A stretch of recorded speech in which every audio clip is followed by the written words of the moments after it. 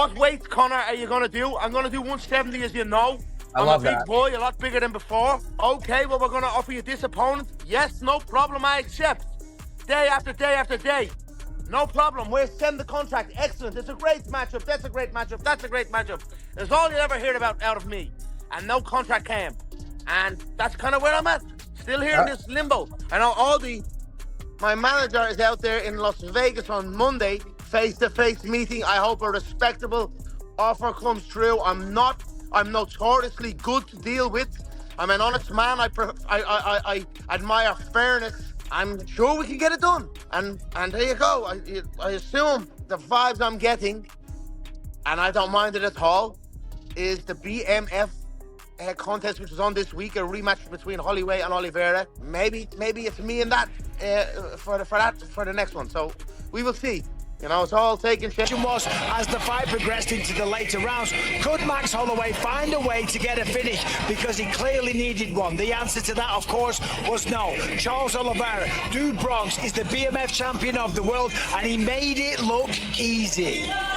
That was complete domination, Michael. I thought coming into this fight, there was going to be moments where Max was in trouble, moments where he might be on the fence, might be on his back, but I didn't think it was going to be 25 minutes. We've never seen Max dominated like that.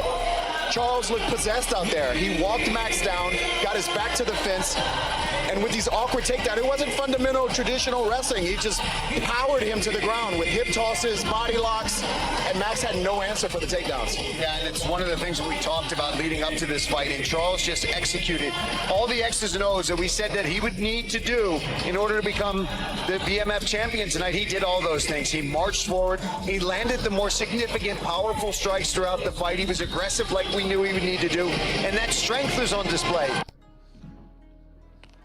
The gate tonight was $8.3 million.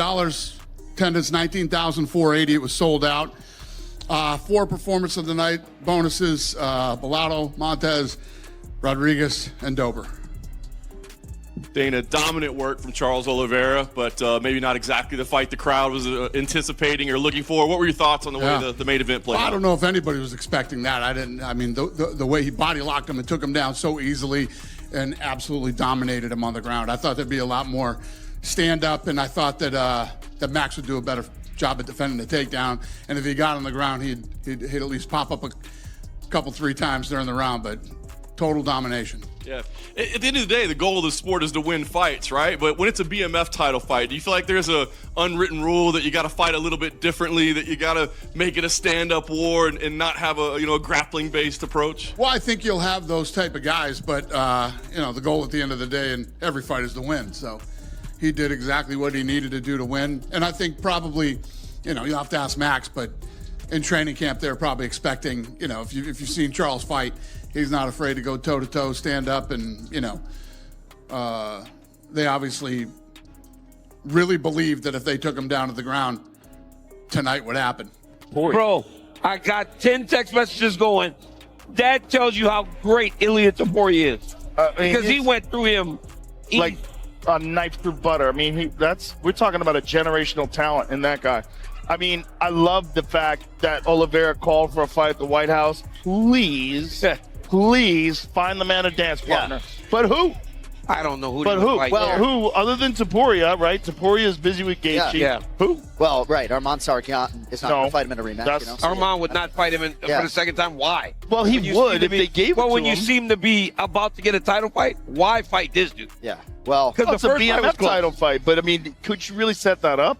I mean, Tsarukyan's been out for so long. It's been so much controversy around him. He just got in a brawl at a wrestling match. He's crazy, he's a crazy man. Sometimes, I ask you about Conor McGregor, and that doesn't happen, but it does seem like the situation is there, that it's possible. Is that something that is even on your mind? Do you think about that? What is your reaction to even just the name Conor McGregor when he throws out there BMF, 170 pounds?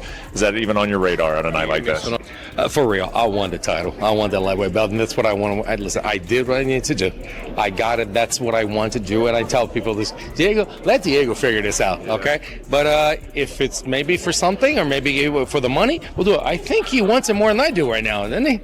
That was complete domination, Michael. I thought coming into this fight, there was going to be moments where Max was in trouble, moments where he might be on the fence, might be on his back, but I didn't think it was going to be 25 minutes. We've never seen Max dominated like that. Charles looked possessed out there. He walked Max down, got his back to the fence, and with these awkward takedowns, it wasn't fundamental traditional wrestling. He just powered him to the ground with hip tosses, body locks, and Max had no answer for the takedowns.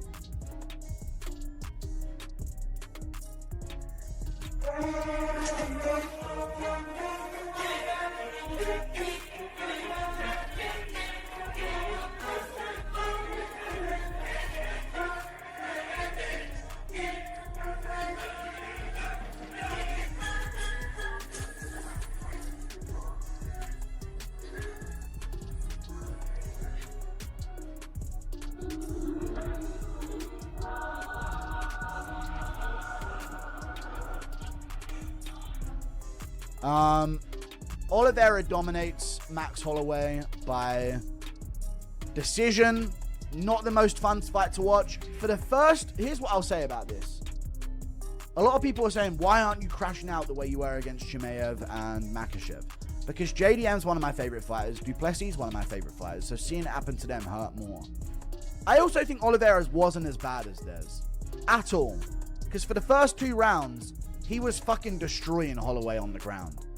Out grappling him into every spot, get into positions where he nearly had the rear naked choke on so many occasions, nearly had the arm triangle at one point on Holloway, smashing him with elbows from top position, smashing him with elbows from the back as well. Like, he really did go for like a lot of damage in the first 2 rounds, but in the 3rd, 4th, and 5th, you were thinking to yourself, this is for the BMF belt, and you're laying there in half guard on top. Damage him, you know?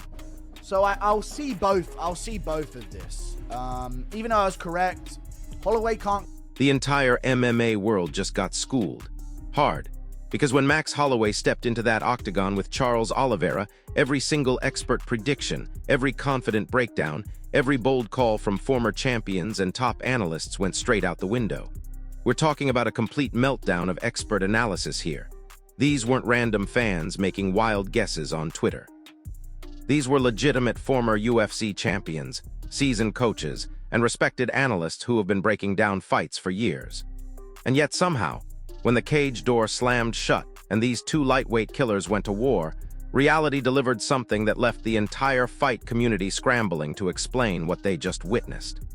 Yeah, so the game plan for Max Holloway is going to not allow himself to be pushed up against the fence. If you saw the co-main event last week with Marlon Vera and Daniel Martinez, Marlon was trying to swing, but Martinez was using beautiful footwork to kind of avoid those swarms and those bombs from Chito Vera, right? Of course, Chito cut the cage off in the 3rd round and was able to do some damage, right? That's what Charles Oliveira is going to have to do here, because Max Holloway isn't going to be running, because he's not that type of guy. He believes in himself, but he will cut angles, he will use educated and intelligent footwork, and he will stay out of harm's way. Charles Oliveira wants to walk forward with a blitz and then get a hold of you with a body lock, drag you down, jump on your back, get a takedown, single leg, whatever it is, and then from there, he goes to work, and you're in his world. Here's what makes this whole situation absolutely wild. Before this fight even happened, the MMA media landscape turned into a battlefield of conflicting opinions. You had Michael Bisping, the former middleweight champion who never holds back, breaking down exactly how he thought this chess match would unfold. In his mind, everything came down to positioning and cage control. Bisping was convinced that Max Holloway's path to victory required constant movement, perfect footwork, and staying off that chain-link fence at all costs. Because according to his analysis, Charles Oliveira transformed into his most dangerous form when he could pin opponents against the cage, close the distance with explosive power, and drag the fight into his world on the ground. Bisping painted a clear picture of Oliveira hunting for body locks and takedowns, looking to showcase those world-class grappling skills that have earned him more submission victories than anyone else in UFC history. Once the fight hit the mat, Bisping argued, it would become Oliveira's domain entirely, where countless opponents have tapped out to his sophisticated submission game. No matter who you are, Max Holloway can defend the submission. Of course he can. Max Holloway can do submissions as well. And I'm not saying that Max Holloway can't drop him and get a rear naked choke like George St. Pierre did to me, right? When you get dropped, your equilibrium is rocked and you don't know what's going on. However, I do think that Charles Oliveira will struggle. I do think Max Holloway is the better puncher. I do think he has faster hands. I think he has better striking in general, better ringsmanship, better craftsmanship, better understanding of the geography inside the octagon, and the straight shots that Max predominantly throws will keep Charles Oliveira at bay, and Max Holloway will slowly start to take over the longer the fight goes. So I got Max Holloway getting a stoppage around. But here's where Bisping's prediction gets really interesting. Despite acknowledging Oliveira's lethal ground game and the instant danger of getting taken down, he ultimately picked Holloway to win. His reasoning: Holloway's superior striking arsenal would eventually break through. Bisping believed that Holloway's lightning-fast hands, cleaner boxing technique, and masterful distance management would allow him to gradually take control as the minutes ticked by. He predicted that Holloway would systematically break Oliveira down through accumulated damage, wearing him down shot by shot until the referee was forced to step in around the fourth round. It was a detailed, confident prediction that seemed to make perfect sense on paper. But as we now know, reality had other plans entirely. Charles Oliveira. The first time in my distinguished career of putting the hex on somebody, I'm putting it on Charles. I have never picked Charles Oliveira in a fight, ever. I have never picked against Max. And how is Charles going to do it? Let me tell you one thing that nobody's considering. Look, if you end up stuck on your feet with Max Holloway for 25 minutes, that is going to be miserable. But Charles doesn't have to. And let's just say it does turn into a grappling contest. If Charles gets on top of Max, Charles is likely to have some good minutes. He's likely to be able to keep him there. And I don't think that this is a ground and pound situation or this turns into a big ground contest. If he can just steal, right, in 5 rounds, if he can steal 3 takedowns, he can win those rounds. Now get this. Chael Sonnen, the charismatic analyst known for going against the grain, flipped the script completely and backed Oliveira in a rare move that surprised everyone. Sonnen admitted this was unusual for him because throughout his entire career of making fight predictions, spanning hundreds of picks over the years, he had almost never sided with Oliveira and rarely bet against Holloway's proven track record. But something about this matchup made him change his approach entirely. Sonnen identified what he called the elephant in the room that most analysts were completely ignoring: Oliveira's underrated but highly effective wrestling and grappling control. His argument was brilliant in its simplicity. Standing and trading strikes with Holloway for 5 full rounds would be absolute suicide for anyone in the lightweight division. A guaranteed path to a lopsided decision loss or worse. But Oliveira didn't need to play that dangerous game. Just a few well-timed takedowns strategically placed throughout the fight, maybe 1 per round or even just in key moments, could steal rounds on the judges' scorecards and completely shift the momentum. This dude's my favorite fighter to watch. Fucking sick. One of the best jiu-jitsu guards in the game. He's been around for a long-ass time. Been in the UFC since 2010, 16 years been in the UFC.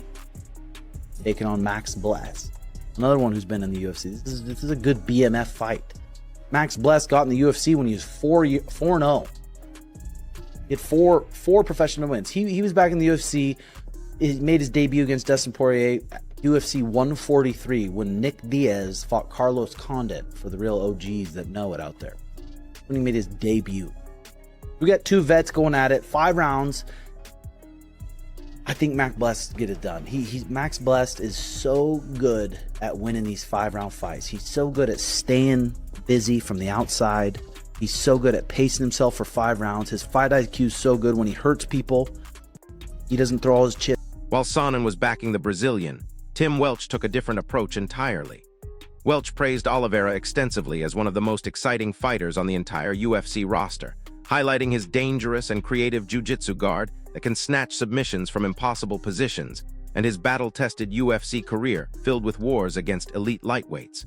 But despite all that respect for Oliveira's skills, Welch ultimately sided with Holloway based on championship fight experience. He believed Holloway's extensive experience in 5-round title fights, his constant activity from range where he throws hundreds of strikes per contest, and his proven ability to manage pace intelligently over long bouts would be the deciding factors.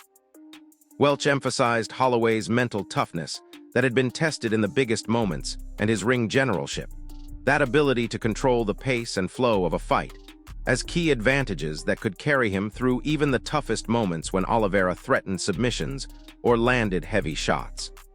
But wait, it gets even more complex. Tom Aspinall, the rising heavyweight contender with a sharp analytical mind, saw something different that most people were sleeping on.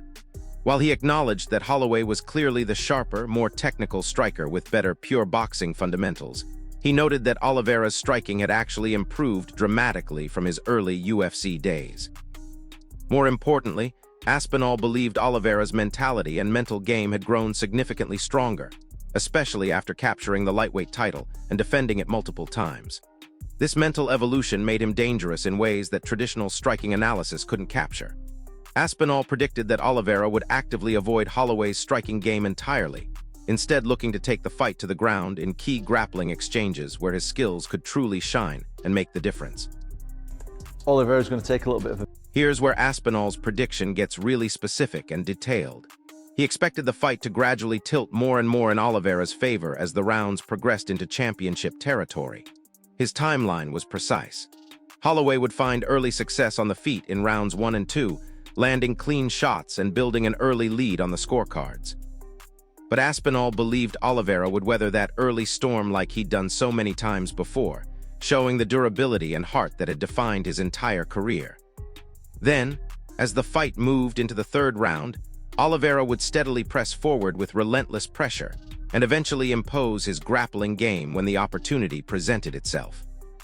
Aspinall's specific prediction called for Oliveira to secure a takedown in the 3rd round, work to a dominant position, and finish the fight with a submission around the midway point, emphasizing the Brazilian's patience to wait for his moment and his absolutely deadly ground game that had finished so many elite fighters. I've got Charles du frickin' Bronx. That's what I've got. I've got Charles du Bronx over Max Holloway. And I understand how the Holloway picks arise. Okay, because I feel like I'm alone on this Oliveira hill that I'm going for here. But I think Oliveira is going to be able to take the shots from Holloway and walk through them. I do. I know Holloway's improved on his power, and in round 3 against the Korean Zombie, who was really old and past his prime to say the very least, and in his retirement fight. Now listen to this part, because MMA Guru went completely all in on Oliveira without any hesitation, putting all his chips on the Brazilian in a bold prediction that raised eyebrows. Guru understood exactly why so many people had leaned toward Holloway, given his improved power at lightweight and elite-level striking that had been on full display in recent fights. But he believed something fundamentally different about how this fight would unfold. That Oliveira could absorb those early shots that Holloway would inevitably land, take them on the chin, and steadily march forward with the kind of relentless pressure that breaks opponents mentally. To support his argument, Guru made a crucial comparison that many others had overlooked. He contrasted Holloway's recent wins over aging opponents who were clearly past their prime with Oliveira's absolute dominance over Justin Gaethje, specifically highlighting that Oliveira had finished Gaethje in just the 1st round, what many considered the absolute peak of Gaethje's career, when he was still in his prime and most dangerous. I do see in a world where Holloway just peppers him up and Oliveira starts to break, and we can see Holloway listen, Holloway took Topuria to the third, and Topuria finished Oliveira in the first. I just don't think Max has that power. I do think he has more power at 155, and he did hurt and wobble Poirier early and drop him. I just don't think he's going to finish Oliveira early, and I don't think he's going to have enough power to get that much respect from Oliveira early. Oliveira is very hittable early. People are playing the Gamrot fight, right? I've seen a lot of clips of the Gamrot fight where he's walking forward and Gamrot's stinging him. But Oliveira does fight differently. And get this, Guru dove even deeper into his analysis, acknowledging a realistic scenario where Holloway might find significant early success, landing clean shots consistently and potentially testing Oliveira's defensive capabilities. He compared it directly to Holloway's previous fights at lightweight, noting that while Holloway definitely had the power to wobble opponents at 155 pounds, he didn't believe Holloway could finish Oliveira quickly in the first round or command the level of respect and fear that would make Oliveira hesitant to engage. Here's what made Guru's prediction so interesting. He emphasized that while Oliveira was definitely hittable in bursts, like we'd seen in the Matthews Gamrot fight where he got tagged repeatedly, he adapts intelligently and makes crucial adjustments that completely turn the tide. This ability to evolve mid-fight made him far more dangerous as rounds progressed, essentially transforming him into a different, more lethal fighter in rounds 3, 4, and 5 when others started to fade. We'll stick back to the faves. Back to the faves on this one. I'm gonna go Max, and 5 rounds.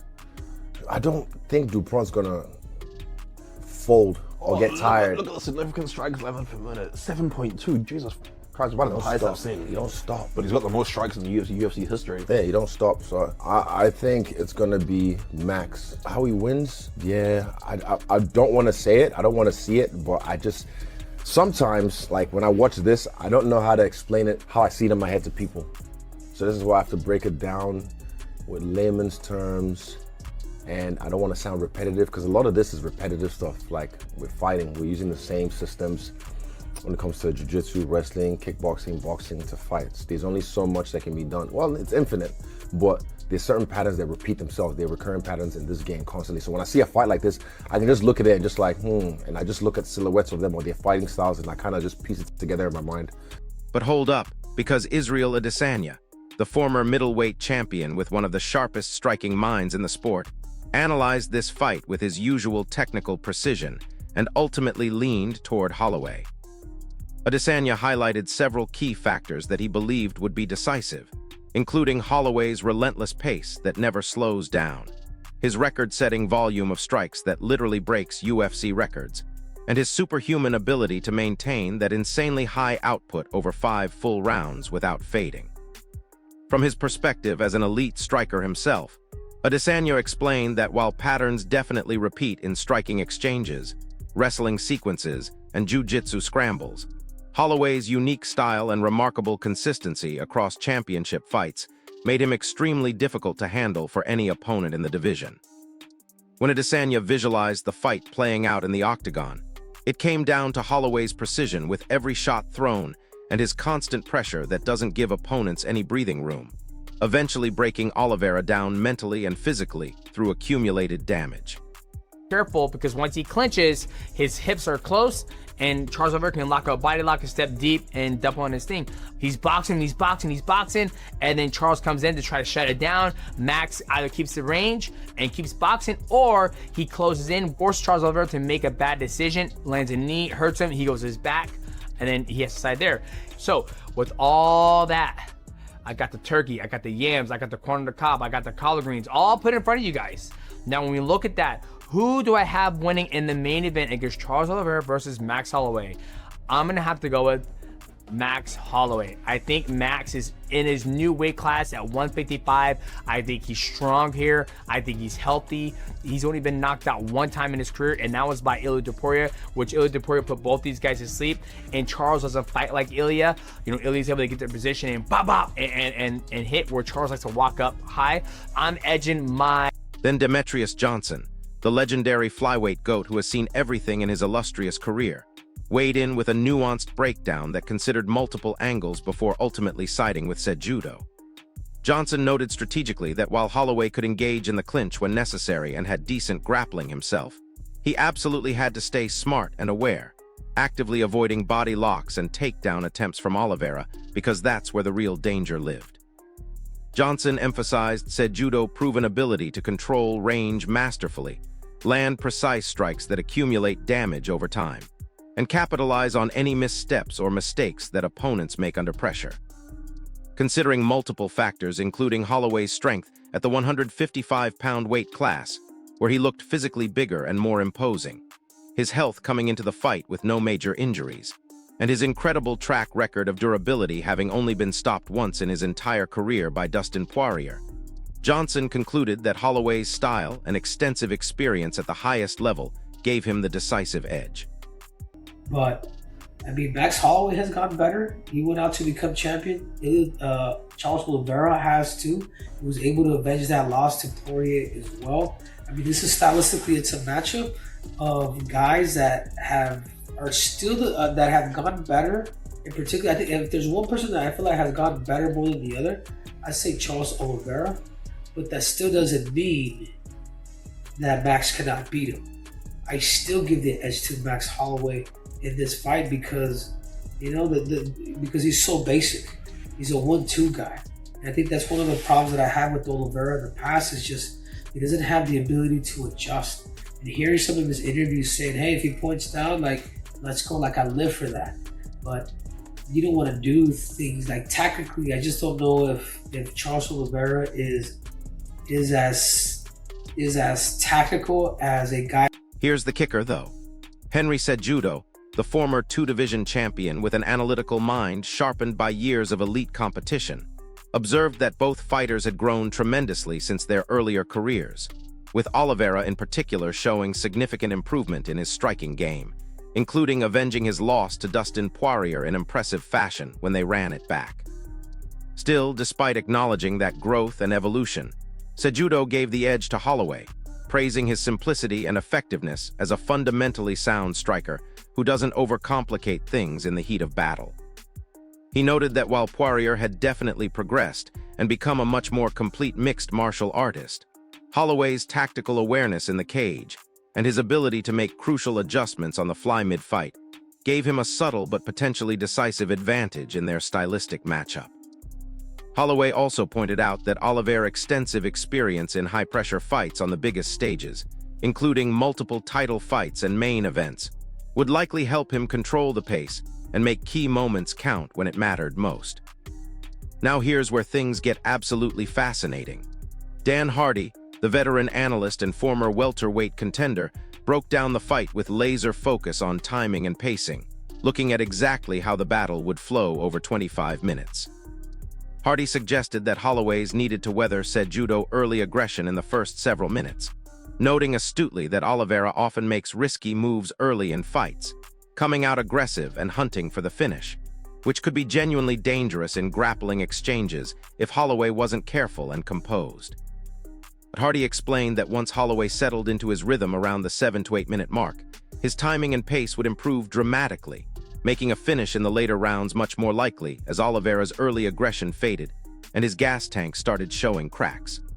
Hardy even got specific with the numbers, estimating that Holloway's chances of stopping Oliveira would rise progressively with each passing round, from minimal in the first round to significantly higher by the championship 5th round. But wait, there's more to Hardy's prediction that makes it even more interesting. He predicted with complete confidence that Holloway would ultimately secure a stoppage victory, getting the finish before the final bell. But he clarified a crucial point that separated his analysis from others. It wouldn't come from Oliveira being physically worn down or completely gassed out, but rather from Holloway taking control gradually as the fight progressed through the rounds, systematically breaking down his opponent's defenses.